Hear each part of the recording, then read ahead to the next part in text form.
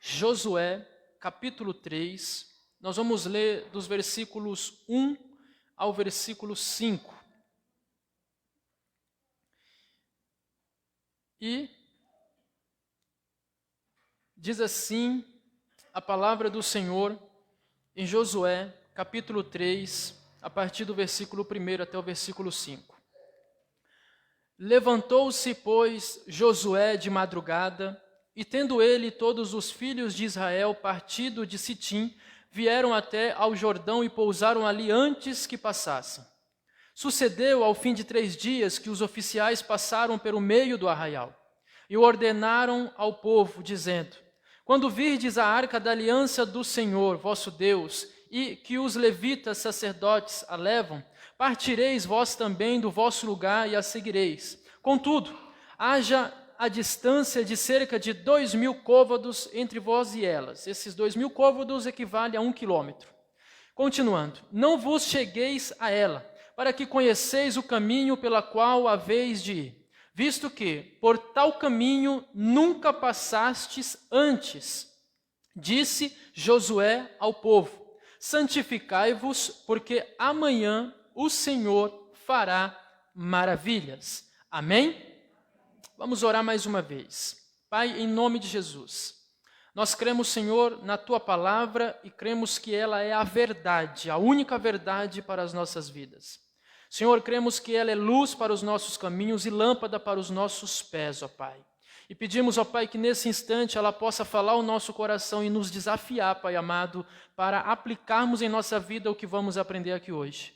Pedimos também, Pai, que o nosso coração esteja sensível, esteja disposto, Pai amado, e esteja, meu Deus, disponível para o Teu agir. Espírito Santo de Deus, o Senhor é livre nesse lugar e nas nossas vidas para fazer o que quiser. Peço por graça e misericórdia que me use como canal de bênção nesta hora, em nome do Senhor Jesus. Amém e amém. Bom, irmãos, eu fiz a leitura dos versículos 1 até o versículo 5 de Josué. E eu apenas li do verso 1 até o verso 4 para a gente se inteirar um pouco no assunto, mas o texto base que nós vamos usar, que nós vamos trabalhar essa noite é o versículo 5, onde diz: disse Josué ao povo, santificai-vos, porque amanhã o Senhor fará maravilhas no meio de vós. Então, por isso, eu quero repetir esse texto, quero que você repita logo após eu ler. Amém? Disse Josué ao povo: santificai-vos, porque amanhã o Senhor fará maravilhas no meio de vós. Amém? Agora você vai entrar nesse texto e vai tomar posse em primeira pessoa dessa promessa. Amém? Diga comigo assim: eu vou me santificar, porque amanhã o Senhor fará maravilhas em nosso meio, em minha casa, em minha família, em qualquer lugar que eu estiver, o Senhor fará maravilha. Amém? Você recebe aí? Você toma posse dessa palavra?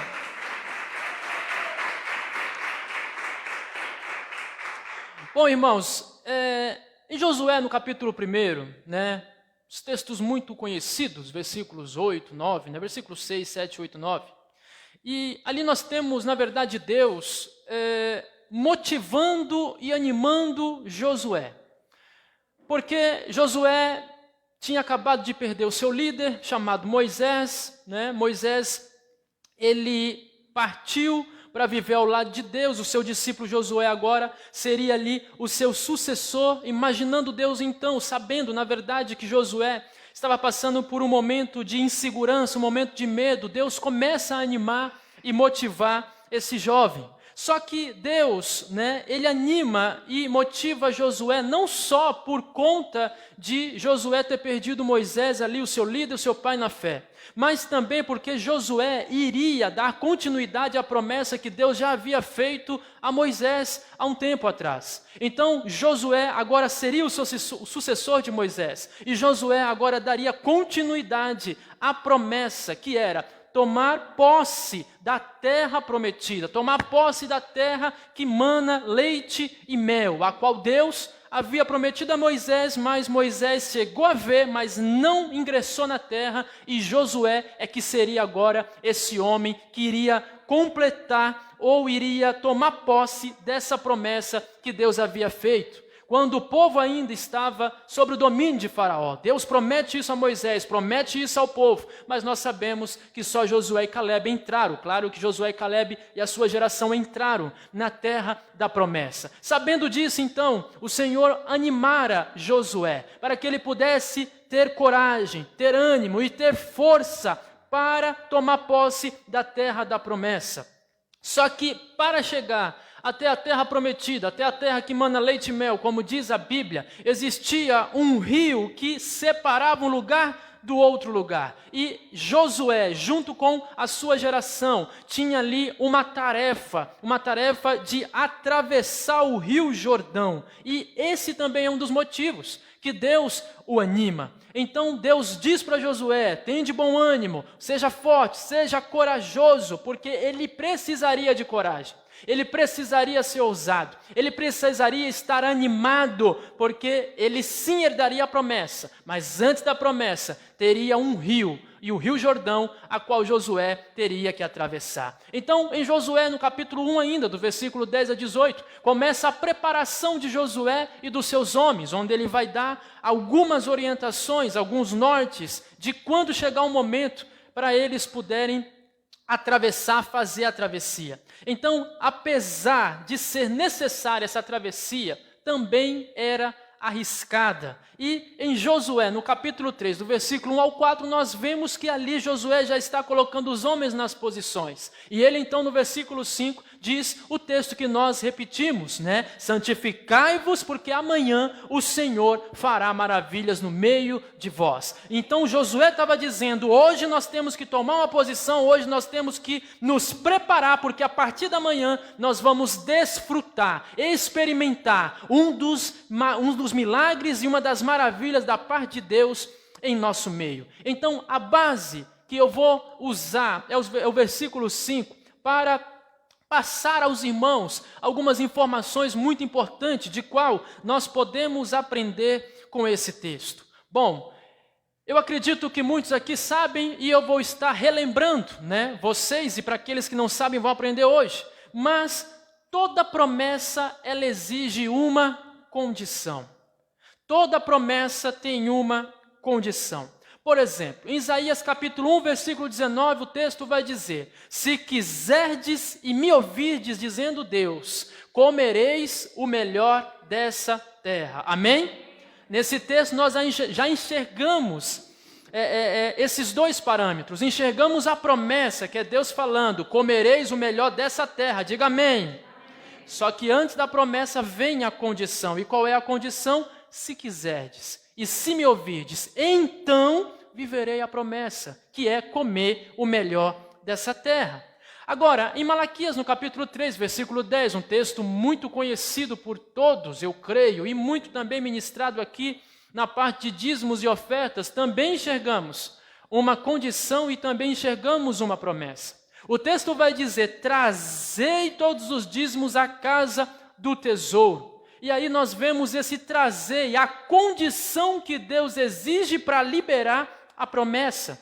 E a promessa que Deus faz nesse texto de Malaquias 3,10 é: para que haja mantimento na sua casa. E Deus ainda vai dizer além: eu vou abrir as janelas do céu sobre vós e vou conceder bênção sem medidas, diz o Senhor. Agora, quem vive a promessa? Quem se sujeita à condição. Porque não existe a promessa solta na Bíblia. Toda promessa nós vamos enxergar que ela está condicionada a um princípio. E como não é diferente, nesse mesmo texto que lemos de Josué 3,5, né? Lemos do 1 ao 4, mas eu vou ficar mais no versículo 5. Aqui também enxergamos essa promessa e também enxergamos essa condição. O que Josué está dizendo? Santificai-vos. E essa é a condição. E qual é a promessa? Amanhã o Senhor fará maravilhas no meio de vós. Agora, o que também nós enxergamos nesse assunto entre promessa e condição? a promessa é sempre maior do que a condição. Deus, ele diz, trazei, em Malaquias 3:10, os dízimos à casa do tesouro. E qual é a promessa? A promessa é, não vai faltar nada na sua despensa, não vai faltar nada na sua geladeira, não vai faltar nada na sua casa. Mas não para por aí. Eu, diz o Senhor, vou abrir as janelas do céu sobre vós. Mas não para por aí. E vou derramar sobre vós uma bênção sem medida. O que vemos? Uma condição para várias promessas. O que vemos também em Josué 3:5. Qual é a condição e a única condição? Santifique-se. E amanhã o Senhor fará maravilhas. Eu quero te lembrar que maravilhas está acima de milagres. Maravilhas está acima de curas. Maravilhas está acima de provisão. O que o texto está dizendo é, se você se santificar, Deus vai fazer o impossível, o sobrenatural na sua direção e na sua vida. Então, nós enxergamos isso nesses textos sobre promessa e condição. Então, Deus, ele exige uma condição para nos abençoar em algumas áreas, para nos dar algumas situações melhores ou condições melhores. Se é uma coisa que Deus não vai exigir condição, é para te amar. Ele, antes de você existir, ele já tinha decidido te amar. Não importa o que você faça, como disse a Carol, não importa se ela ficou um tempo sem dizimar, Deus continuou amando ela mais do que nunca, porque Deus não depende de nada para nos amar, ele simplesmente decidiu nos amar. Agora, outras situações já está amarrado uma condição. Por exemplo, a Bíblia diz que a vontade de Deus é que todos os homens da terra sejam salvos. Mas todos vão ser salvos? Por quê? Porque existe uma condição. E qual é a condição? Romanos 10:9. Se com a tua boca confessares que Jesus Cristo é o Senhor e credes no teu coração que Deus o ressuscitou dentre os mortos, assim será salvo. Então a condição é eu crer e eu confessar. Assim como para Deus fazer algumas coisas na minha direção, é preciso eu me sujeitar às condições. Então, como eu falei, todas as promessas da Bíblia estão condicionadas a princípios, aquilo que Deus ele está querendo liberar na nossa direção, né? E nesse texto de Josué, né, não fecha a sua Bíblia não, continua com ela aberta mesmo, porque nós vamos ainda ver muitas coisas, né, algumas coisas. E nesse texto de Josué, nós vemos aqui duas etapas distintas. Nós vemos aqui que a condição não é amanhã, a condição tem que ser hoje. Por mais que o texto não nos informa, né, que deve ser santificado, o povo daquela época lá, o povo que estava tomando posse, ou ia tomar posse da terra prometida, aquele povo, eles tinham que ser santificados naquele mesmo dia. Mesmo que o texto não nos informa. Porque se a promessa é amanhã, eu tenho que santificar hoje.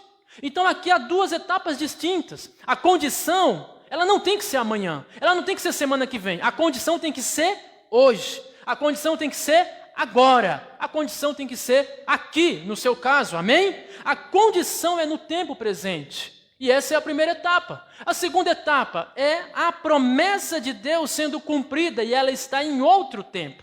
Se a condição de se santificar tem que ser no hoje, a condição, ou melhor, a etapa das promessas de Deus se cumprir na minha vida, ela pode ser hoje também, mas ela está prevista para amanhã, e isso não quer dizer que é amanhã de fato, mas o que Deus está falando é um tempo futuro. Então, nas condições que viemos a nos sujeitar no tempo chamado hoje, vai nos dar direito a vivenciarmos das promessas e maravilhas que Deus fará amanhã. Amém? Então é hoje que nós devemos nos sujeitar à condição. E amanhã Deus fará maravilhas no meio de nós. Quem recebe, diga amém.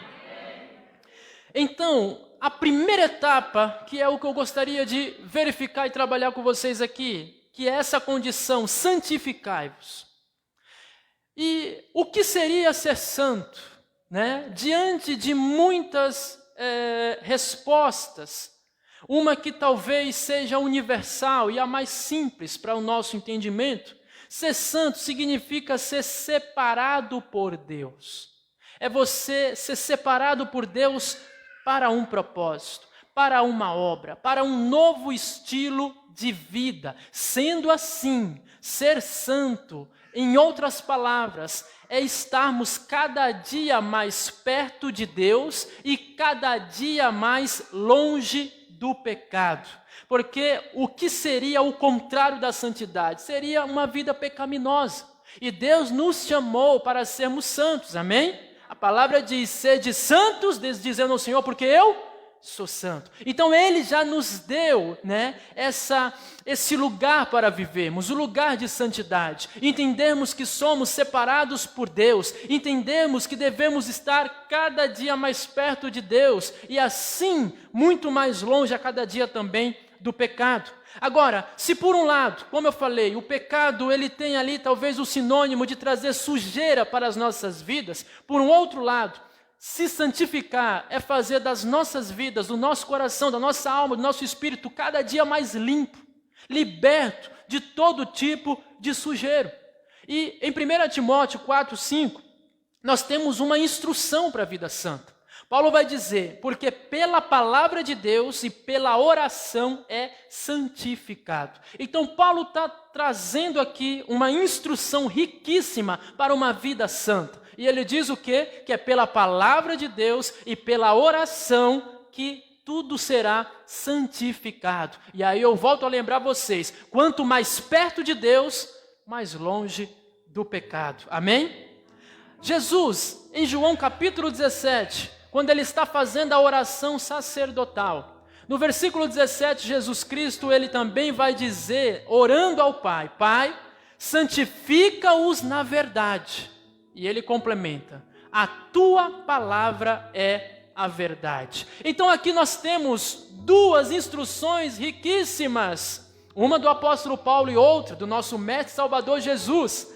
Instruções para sermos santos, ele está dizendo que a oração nos torna santo, mas a proximidade com a palavra de Deus também nos torna santos. Jesus diz, Pai, santifica-os na verdade, e não há outra verdade, a não ser o nosso Senhor Jesus Cristo, a sua palavra na nossa direção. Então, meus irmãos, diante de todas as instruções que vocês estão recebendo nesses últimos cultos, continue estando próximo de Deus, continue se enchendo, encharcando a sua mente com a palavra de Deus, porque essa é a maneira de você se tornar cada dia mais santo, amém? Eu não lembro qual foi o pastor evangelista, mas um homem, ele disse sobre a Bíblia Sagrada. Sabe a Bíblia que você está com ela aí na sua mão, seja ela em celular, em tablet ou em livro mesmo? Esse homem diz, ou o pecado te afasta deste livro, ou este livro te afasta do pecado. Não existe outra forma, meu irmão. Quanto mais longe da Bíblia, mais perto do pecado. Mas quanto mais perto da Bíblia, mais longe do pecado. E o chamado de Deus para mim e para a sua vida é que venhamos viver uma vida santa. Amém? Agora, Paulo também nos ensina que não existe santificação sem que ela se manifeste ou esteja em relação ao próximo. Em outras palavras, não existe santificação vivendo sozinho. A santificação, ela se manifesta em relação ao próximo. Não precisa abrir a Bíblia, eu vou ler para vocês o que está em Colossenses capítulo 3, o versículo 12 ao 14. Diz assim, Colossenses 3, versículo 12. Revesti-vos, pois, como eleitos de Deus, santos e amados, de ternos afetos de misericórdia, de bondade, de humildade, de mansidão, de longanimidade. Suportai-vos uns aos outros, perdoai-vos mutualmente, caso alguém tenha motivo de queixa contra outrem. Assim como o Senhor vos perdoou, assim também perdoai vós. Acima de tudo isso, porém, esteja o amor, que é o vínculo da perfeição. Paulo está dizendo, então, que assim como vocês que foram eleitos de Deus, assim como vocês são amados, mas também são santos, vocês precisam estar cheios de afetos e também de misericórdia, de bondade. Você mostra que é bondoso através de uma outra pessoa. Ninguém consegue ser bondoso apenas sozinho. É bondoso porque talvez abençoou alguém. É bondoso porque talvez socorreu alguém. Está relacionado ao próximo. A mesma coisa em humildade. A mesma coisa em mansidão. Você sozinho, você não tem como saber se você vai externar o seu nervosismo, a sua mansidão. As pessoas conhecem se você é manso ou não quando você está no meio de uma discussão com outras pessoas, no meio de uma conversa com outras pessoas, ou seja, as pessoas sempre vão estar amarradas a você. E nesse nível, você deve ser santo na direção dessas pessoas. No verso 13 vai dizer, suportai-vos uns aos outros. E esse suportai-vos pode ser entendido em dar suporte a outra pessoa. Em dar suporte para aquela pessoa, talvez chegar a um nível de espiritualidade que você esteja. A dar suporte àquela pessoa quando ela estiver precisando de algo. Mas também pode ser suportar a pessoa que muitas vezes não quero estar com ela. Eu só suporto você. Mas mesmo quando isso acontecer, devemos que suportar em amor, que é o vínculo da perfeição, segundo o apóstolo Paulo e segundo Jesus Cristo nos ensinou. Então, a santidade, ela é manifesta na relação com o próximo. Não existe santificação sem que ela se manifeste em relação ao próximo. E eu quero lhe dizer que quanto mais santo você é, mais você vai perdoar as pessoas. Quanto mais santo você se tornar, mais você será humilde. Quanto mais santo você se tornar, mais você vai amar o pecador, vai amar o perdido e vai levar o evangelho de Cristo a essas pessoas. Quanto mais santo você se tornar, mais você vai revelar Deus às pessoas. Amém? É por esse e outros motivos que o Senhor quer que sejamos santos. Porque quanto mais santo nós formos, mais o evangelho será propagado, mais as pessoas vão conhecer o Cristo que habita dentro de nós. Amém? Por isso que Josué está dizendo lá para a sua tropa, lá para a sua galera, lá para o seu povo, santificai-vos, ou seja, se concentre em Deus, se consagre em Deus, guarde a sua mente em Deus, faça o bem ao próximo, ame ao próximo, perdoe ao próximo, esteja sujeito ao próximo. E se vocês fizerem isso, amanhã, dizendo Josué, Deus fará maravilhas no meio de vós. E aí partimos para a segunda etapa. Se a primeira etapa é santificai-vos, e quando nós devemos nos santificar? Hoje. Se você não entendeu, eu volto tudo que eu falei até hoje, até agora, mas você vai ter que sair daqui hoje entendendo. Você vai se santificar só amanhã? Você vai se santificar quando? Você tem que se afastar do pecado quando? Você tem que amar o irmão quando? Tem que perdoar quando? A condição está atrelada ao tempo presente. Tem que ser hoje. E quando então fazemos essa primeira parte, ou essa primeira etapa, chega em nossa direção a segunda etapa, que é as maravilhas. Agora, não tem como usufruir a segunda etapa se não cumprirmos a primeira. Há uma ligação, há um princípio condicionado. E quando cumprimos o primeiro princípio, Deus libera a segunda etapa na nossa direção. Josué, no capítulo 3 ainda, dos versículos 14 e 17, diz assim, Josué 3, verso 14 e 17, como você não fechou sua Bíblia, você pode estar acompanhando comigo, diz assim, tendo partido o povo das suas tendas para passar o Jordão, levando os sacerdotes a arca da aliança diante do povo, e quando os que levavam a arca chegaram até o Jordão, e os seus pés se molharam na borda das águas. Aí aqui, abre parênteses, ele vai trazer uma informação, porque o Jordão transbordava sobre todas as suas ribanceiras todos os dias da cega ou da colheita. Verso 16.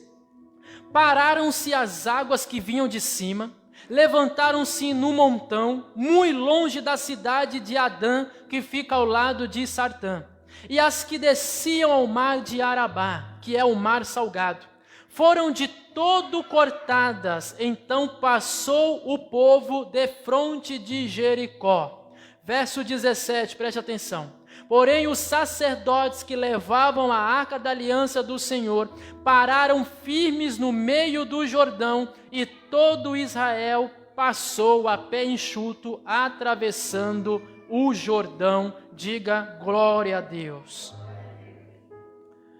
O que esse texto, esses textos que nós acabamos de ler, quer dizer? O tempo da cega, o tempo da colheita, era onde estava, ou nesse tempo se concentrava um grande volume de águas. As águas do rio haviam coberto todas as margens, e foi nessa ocasião que o povo saiu do acampamento para atravessar o Jordão. Havia ali também uma ordem que os sacerdotes iam à frente levando a arca da aliança. Eles usavam muito a arca da aliança para enfrentamento contra povo inimigo, diante de um cenário de guerra, mas também usavam a arca da aliança diante de uma posse que eles iriam tomar. Mas não era qualquer pessoa que poderiam levar a arca da aliança, somente os sacerdotes, levitas, da tribo de Levi. E esse é um dos motivos, na passagem de 2 Samuel, quando Davi vai levar a arca da aliança em carros de boi, e aí os bois tropeçam, Uzá, que era um dos servos, foi impedir a arca de cair no chão de uma maneira bem inocente, mas nem tudo que dá certo é certo. Ele fez o certo, mas não era para ele ter feito nada. Por isso que quando ele toca na arca, a Bíblia diz que ele morre, porque não era qualquer pessoa que poderia carregar e muito menos tocar na arca, somente sacerdotes e levitas. Então havia uma ordem aqui. E Josué diz: os sacerdotes vão à frente, levando a arca de Deus, a arca da aliança, que representava a presença de Deus. A distância entre a arca e o povo era de 1 quilômetro, como nós lemos, 2 côvados. Então, o que aconteceu? Quando eles chegaram ao Jordão, eles puseram o pé dentro da água. Quem primeiro? Os sacerdotes. A Bíblia diz que a água parou de correr e ficou amontoada apenas na parte de cima. Para vocês talvez entenderem como seria, né, esse cenário. É como se aqui fosse a nascente do Jordão, a partir dessa altura. O povo estava lá embaixo, Josué e sacerdotes e a sua galerinha lá. A água então, ela nascia ali no Jordão e era a época de colheita. Então nessa altura era como se fosse uma cachoeira da queda para baixo. Imagine aí uma cachoeira. Não sei se vocês já foram ou já viram as cataratas de Iguaçu, fica lá em Foz do Iguaçu, perto do Paraguai. E eu já fui lá, é muito lindo, mas ao mesmo tempo que é muito lindo, é muito assustador.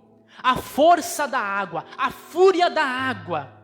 E era de fato uma queda livre, as cataratas desaguando no mar lá embaixo, um barulho ensurdecedor. A gente fica bem pertinho para tirar foto. Irmãos, dá um medo, hein? Dá um medo danado. Você está ali perto daquela água, eu não sei o que acontece, mas acho que é o Satanás que coloca na sua mente, e se essa plataforma que você está desabar, e se a água vir para cima de você, só sei que dá um medo. Pelo que você está vendo, e pela força da água por você ouvir. É muito lindo, mas eu fiquei com bastante medo. E tem um elevadorzinho que você sobe para chegar na parte de cima, e esse elevadorzinho, quando você entra, pelo menos na época que eu fui, ele estava meio enferrujado. Estava vazando água dentro do elevador. Eu falei, misericórdia, meu Deus, é agora. E se tudo isso aí começa a ser inundado por essa força, já era. Mas, graças a Deus, deu tudo certo. Mas eu te aconselho a ir lá, as cataratas. do Iguaçu, é aqui pertinho, no Paraná. Rapidinho você vai e volta, né? De avião, rapidinho você vai e volta. De carro você vai demorar aí algumas horas. Mas é muito bacana, é um ponto turístico, vale a pena você ir. Então imagine que ali seria a nascente, né? A cachoeira seria a nascente do Rio Jordão. Repito, em tempos de colheita, de cega, a força da água ficaria maior. E o volume da água também ficaria maior. Era como então se a água viesse com toda a força e descia. Imagina na sua mente aí uma cachoeira. Descia até cair no marzinho lá embaixo. Josué e o seu povo não iriam passar no meio da cachoeira. Eles iriam passar na parte de baixo. Só que o mar estava mais cheio do que o normal. Fora isso, estava com muito mais força e uma correnteza muito maior. Eles não iriam conseguir passar, porque a água iria tomar todos eles. Fora o tamanho da água, fora a força, fora a correnteza. Então, o que acontece? O que Deus faz? A Bíblia diz que Deus levanta uma parede. Quando eu digo levanta uma parede, é a minha maneira de dizer. Na verdade, Deus para a água. Deus para a toda a força da água lá em cima. E quando Deus para a força da água lá em cima, não cai mais nada. Então, quando isso acontece, os sacerdotes pisam nas águas. E quando eles pisam nas águas, começa a fazer também mais outras paredes, deixando aquele espaço livre para o povo passar para o outro lado para tomar a terra prometida. Foi um milagre parecido com uma maravilha parecida com o que aconteceu com Moisés, quando todo o povo de Israel passou por meio daquelas águas. A diferença é que Deus parou primeiro em cima, onde estava concentrada a força maior. E então, o que é isso? Isso é uma maravilha. Como eu disse, maravilha está acima um pouco da cura, está acima um pouco do milagre, porque a maravilha é Deus mudar o curso natural das coisas. Aquilo fazia parte da natureza, e Deus simplesmente muda a natureza. Isso não foi o único caso. A Bíblia traz um relato de um homem chamado Ezequias. Se eu não me falha a memória, o nome é Ezequias. Ele recebe um diagnóstico de Deus. O profeta leva o diagnóstico para ele dizendo: põe em ordem a tua casa porque você vai morrer. A Bíblia diz que Ezequias então se vira para a parede e começa a orar, começa a clamar a Deus e dizendo: Senhor, o Senhor sabe da minha vida, sabe que eu tenho andado em integridade, sabe que eu sou reto. Em outras palavras, eu trazendo para a nossa realidade, o Senhor sabe que eu estou vivendo em santidade, então eu não quero morrer, faça algo na minha direção. A Bíblia diz então que Deus fez a sombra do sol retroceder 30 graus e acrescentou 15 anos a mais de vida a Ezequias. O milagre está na quantidade de anos? Também, mas maior do que isso é o que Deus fez no universo. Deus, ele para o sol, ele faz o sol retroceder. Quem é que pode fazer isso? Somente Deus. O sol, que é uma estrela maior, que é algo que vemos com uma grandiosidade incrível, a Bíblia diz que Deus pode pegar na palma das suas mãos e girar para o lado que Ele quiser. O que é isso? Maravilhas. Isso é maravilhas. Então Deus, ele faz uma maravilha na direção de Josué e daquele povo. Então, meu irmão, o que a palavra de Deus nos ensina através dessa passagem é que se você cumprir a condição de ter uma vida santa, de ter uma vida longe do pecado, de ter uma vida perto de Deus, orando, lendo a Bíblia e praticando todas as outras disciplinas que você sabe, pode ter certeza que o Senhor fará maravilhas a seu favor em nome de Jesus, meu irmão. Porque a Bíblia diz, tudo que foi escrito para o nosso ensino, foi escrito. Paulo vai dizer a Timóteo, toda a escritura é inspirada por Deus. Isso quer dizer que tudo que aconteceu pode ter ali os seus cenários diferentes, mas com certeza vale também como ensinamento para as nossas vidas. O que Deus fez a Josué e a esse povo foi algo sobrenatural. Foi mexer na natureza. Lembra de Jesus quando estava naquele barco dormindo e então levantou-se uma tempestade, ondas grandiosas, fortes, o vento, e os discípulos foram para Jesus e disseram: Mestre, não te importas que pereçamos? A Bíblia diz que Jesus então se levanta e dá uma ordem para o mar, manda o vento ficar quieto e aquela tempestade se transformou em uma bonança. O que é isso? Maravilhas.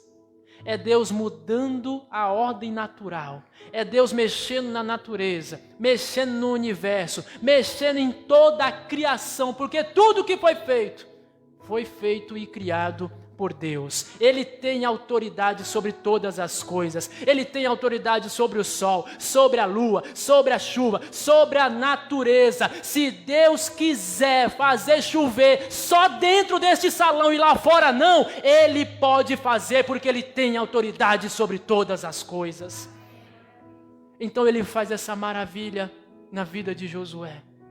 Ele muda a ordem, Ele muda a circunstância. Por quê? Porque eles cumpriram a primeira parte do trato. Eles cumpriram a condição de Deus. Santificai-vos, porque amanhã o Senhor fará maravilhas em nosso meio. Então, meu irmão, santidade não é você se isolar. Você pode se isolar para buscar a Deus, orar e tudo mais. Mas santidade é a gente viver no mundo que estamos e não sermos contaminados pelo mundo. Jesus não orou para sairmos do mundo. Ele orou dizendo: Pai, não peço que o Senhor os tire do mundo, mas eu peço que o Senhor os guarde do mal, do maligno. Ser santo é você estar na roda dos seus amigos, mas não cooperar, talvez com os palavrões deles, talvez com as piadas sujas deles. Ser santo é você viver em uma sociedade e não ser contaminado por ela, não ser contaminado pela modinha, não ser contaminado pela influência de outras pessoas. Ser santo é vivermos aqui e colocarmos ou implantarmos a cultura do reino onde quer que estejamos. Ser santo, como eu disse, é estar próximo de Deus e cada dia mais longe do pecado. Amém? Então a condição é essa, irmãos. Trazendo para a nossa realidade. Santifique-se hoje. E Deus pode até fazer maravilhas hoje também na sua direção. Mas o texto diz: e amanhã o Senhor fará maravilhas em nosso meio. Eu quero lhe dizer que Deus vai fazer coisas na sua vida que o homem não é capaz de fazer.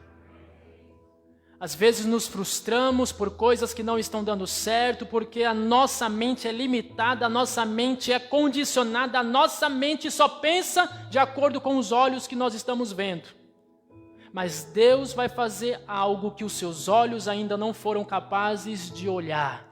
Deus vai fazer algo sobrenatural na sua direção. Homem nenhum nessa terra pode fazer o que Deus vai fazer na sua vida, através da sua vida e também na sua família, em nome de Jesus. Coração, homem não consegue mudar, mas Deus consegue mudar coração. Nós não conseguimos mudar as pessoas, mas Deus vai mudar as pessoas. Nós viveremos uma maravilha da parte de Deus em nosso meio, em nosso arraial, em nossa família, em nossa casa, em nossa igreja, em nossa empresa, em nossa escola, em nossa faculdade. Deus vai fazer algo que o homem não é capaz de fazer, porque nós vamos nos santificar hoje e amanhã Deus fará maravilhas em nosso meio.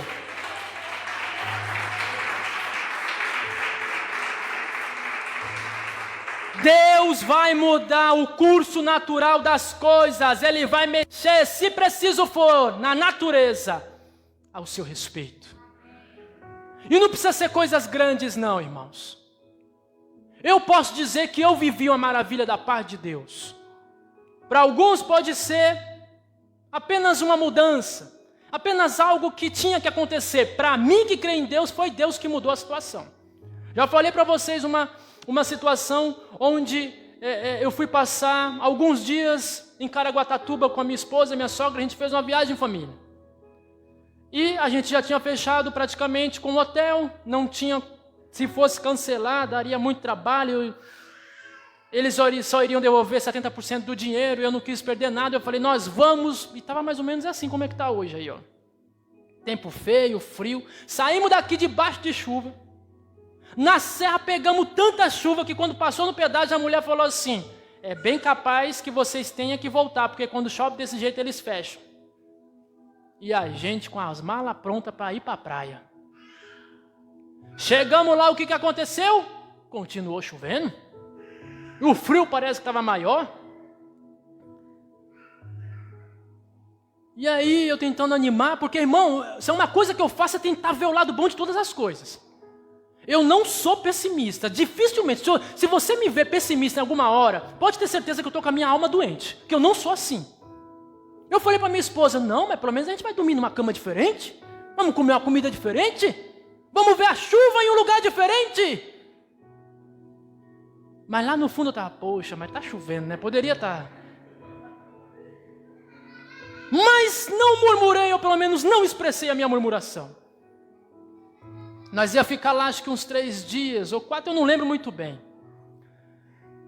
Mas então, chegamos lá ainda de dia, que eu falei, vamos cedo para a gente aproveitar a praia. Aproveitamos nada, foi água caindo na cabeça.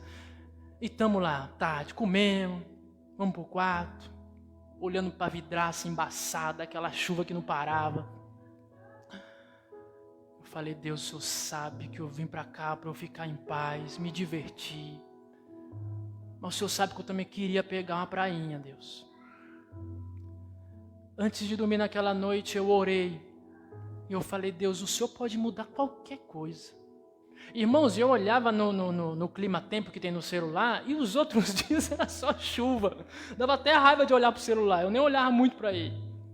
Eu falava, Deus, o Senhor pode mudar qualquer coisa.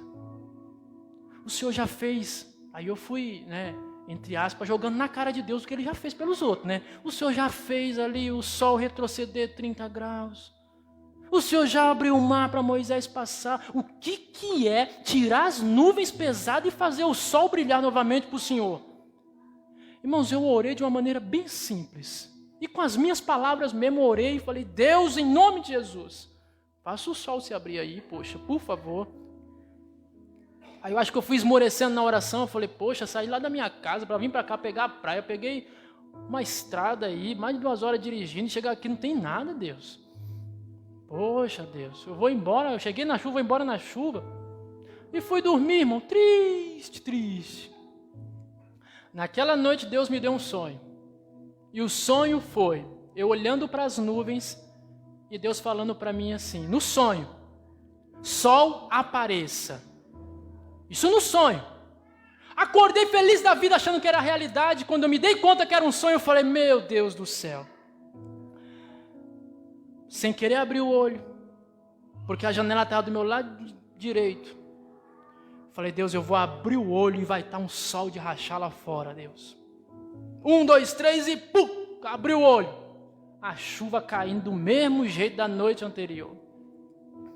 Falei, quer saber de uma?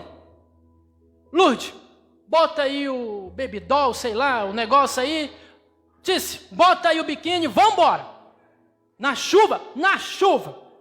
Não vai mergulhar, não vai se molhar? O que é mergulhar então? Já está chovendo, está tudo molhado, vambora. Já botei meu short, uma blusa de manga longa e vambora.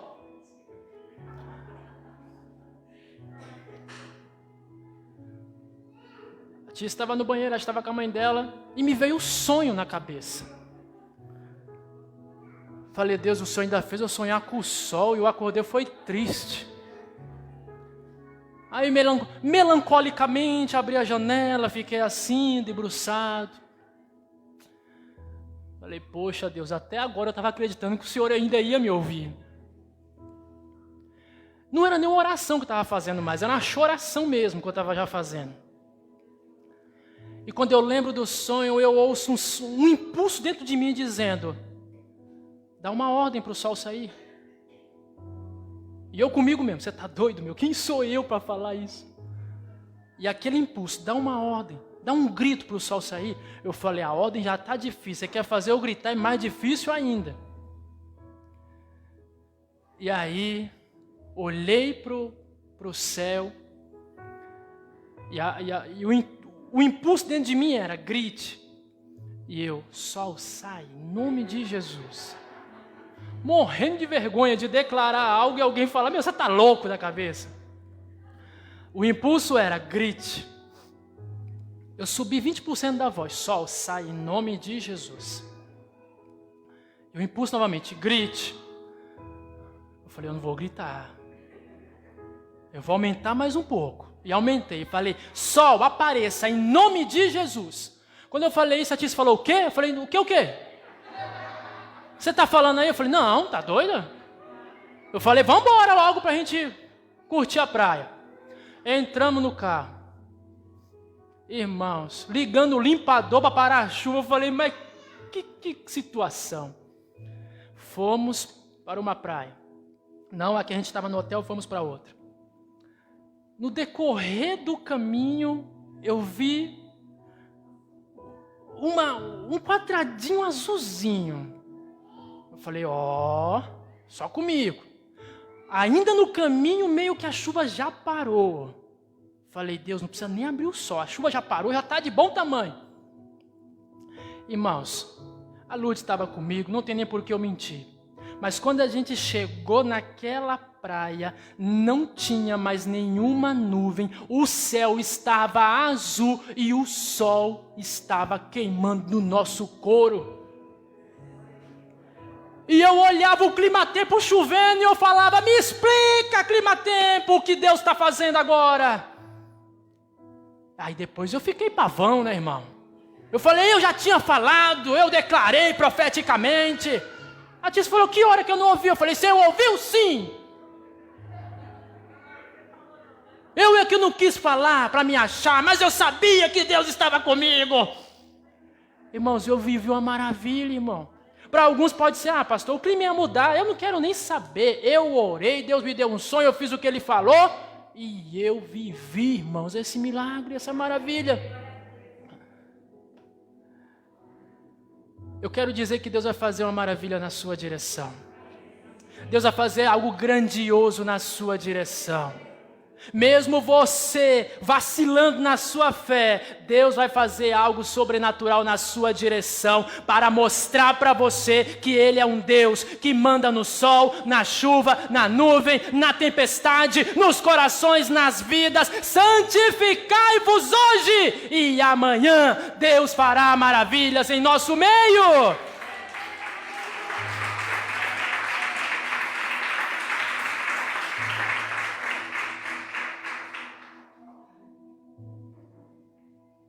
Deus tem promessa na sua direção, irmão. Josué e a sua geração estava para chegar na promessa, mas tinha o Rio Jordão para atravessar.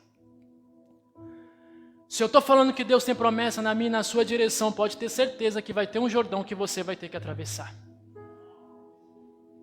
Eu não sei qual é o seu Jordão. Eu não sei a força das águas desse Jordão. Eu não sei o tamanho dessa travessia.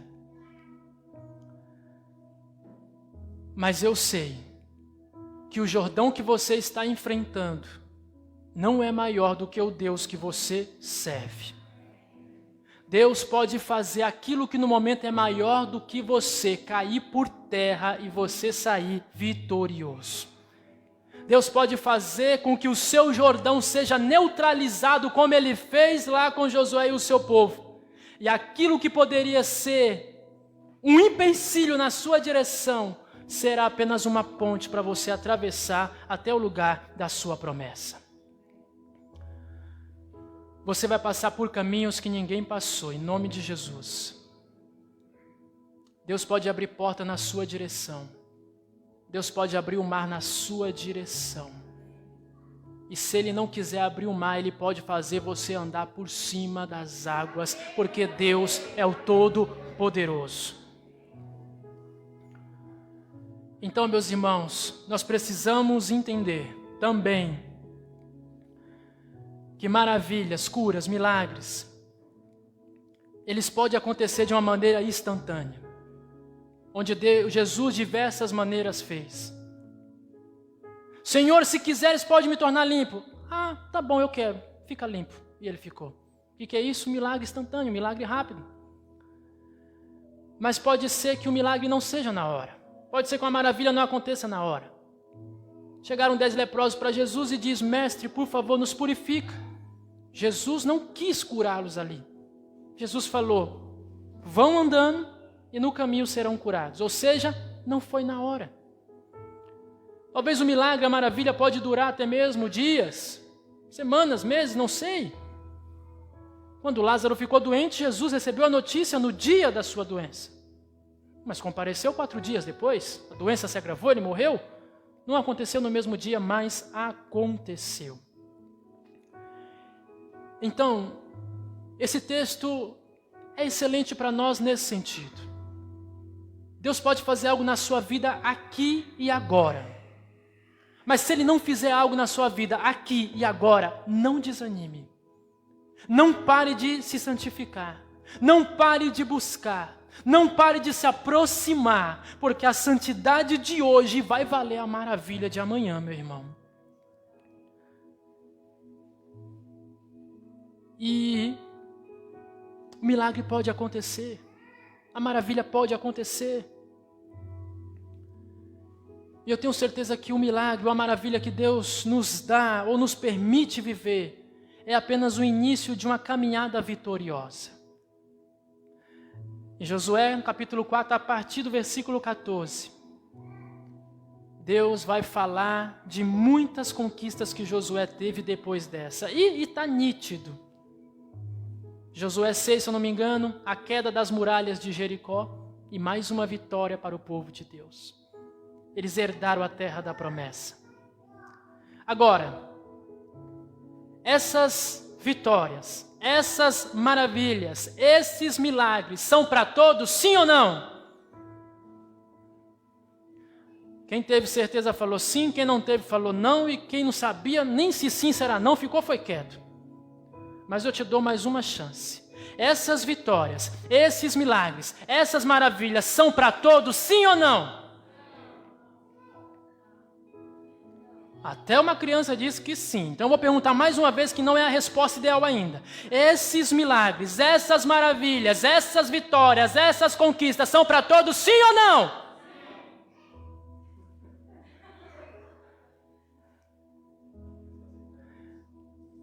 Qual é a condição? Santificados. Quem vive a promessa, quem cumpre a condição. Agora ficou fácil.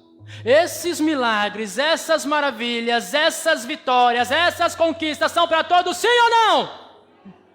Não!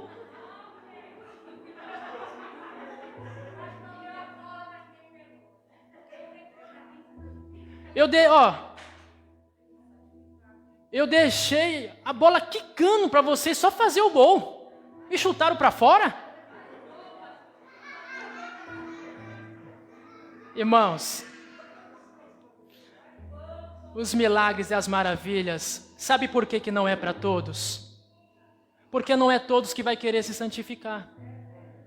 Porque não é todos que vai querer, talvez assim eu posso dizer, pagar o preço, que na verdade não é nem pagar o preço.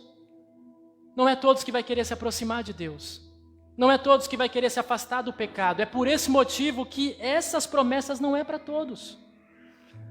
Mas para aquele que quiser se santificar, para aquele que se aproximar de Deus e se afastar do pecado, para aquele que manter sua conduta de homem e mulher de Deus, esse sim vai viver as maravilhas, os milagres, as vitórias e as conquistas da parte de Deus. Diga amém!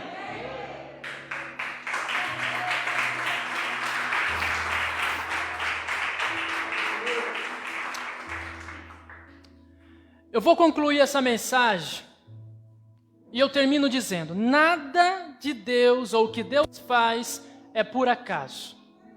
Tudo tem um propósito. E tinha um propósito, além de fazer Josué e o seu povo herdar a terra da promessa. Tinha um outro propósito por detrás de todas essas maravilhas e milagres. E eu quero mostrar esse propósito lá em Josué, no capítulo 4, versículo 23 e 24.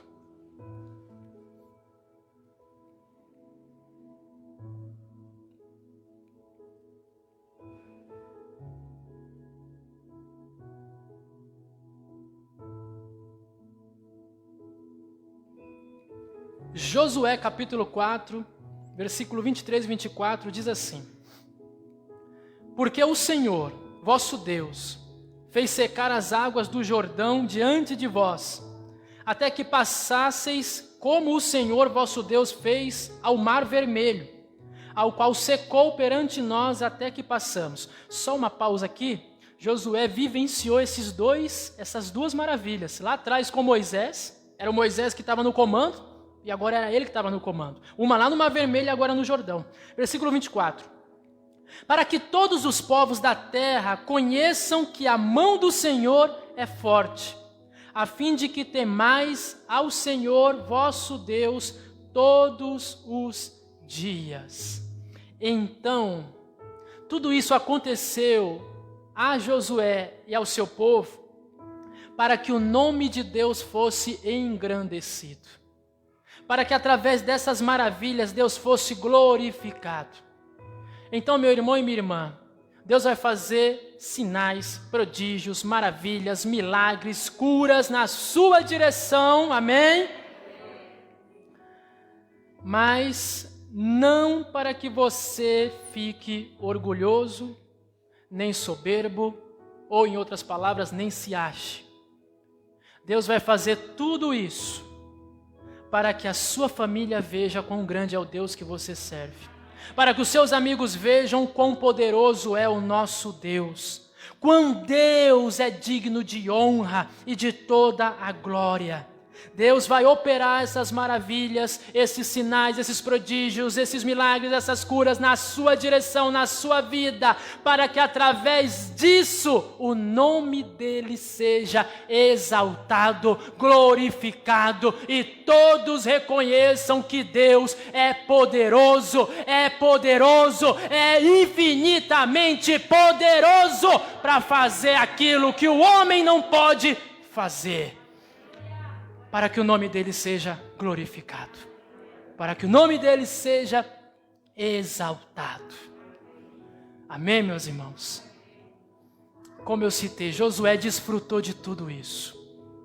Conselho para você, estude a vida de Josué, veja os caminhos que ele trilhou, veja como que ele foi como discípulo, veja como que ele foi como um servo, e imite as ações dele, para que você e eu também venhamos viver de todas as experiências que ele viveu, ou como Jesus mesmo disse, experiências até maiores que eles viveram, nós poderemos viver. Amém? Fique de pé em nome de Jesus.